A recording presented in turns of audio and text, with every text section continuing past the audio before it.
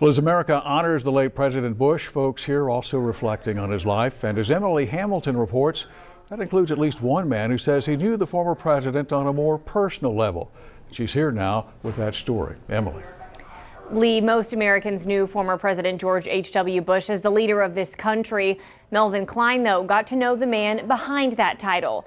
Today I spoke with Klein about the different side of the 41st president. Decades of friendship founded under a unified cause. President George H.W. Bush and Melvin Klein met as board members at MD Anderson Cancer Center, a cause near and dear to President Bush's heart after losing his daughter Robin to leukemia when she was only 3 years old. Was honored and privileged to get to know someone who I believe was one of the outstanding people of our time, as well as a really good friend and an exceptional person.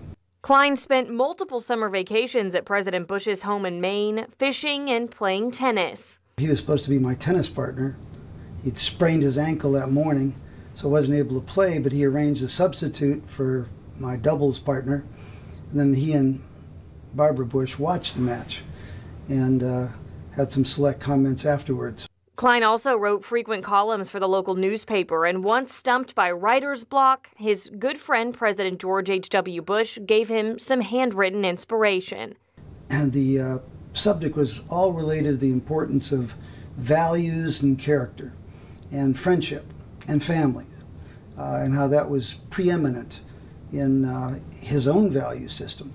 That letter from President Bush still hangs in Klein's hallway today.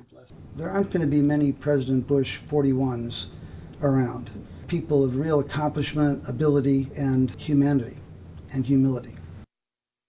The thing that struck Melvin Klein the most about President Bush is how someone who was a world player and a leader of the country was really just a regular guy and a family man at heart. Lee. All right, thank you very much, Emily. Well, Dr. Gloria Scott, a local educator and community activist, also had a personal connection with George and Barbara Bush. Dr. Scott met them when she was president of Benedict College and for Women in Greensboro, North Carolina. The newly elected president appointed Dr. Scott to an advisory committee on historically black colleges and universities. And the task given to that committee was to recommend what needed to be done to strengthen those schools. Dr. Scott remembers President Bush's interest in the committee's work. He had his stack of papers and they were organized, and he knew the colleges, he knew how many there were in a public and private, and their various churches that they were related to.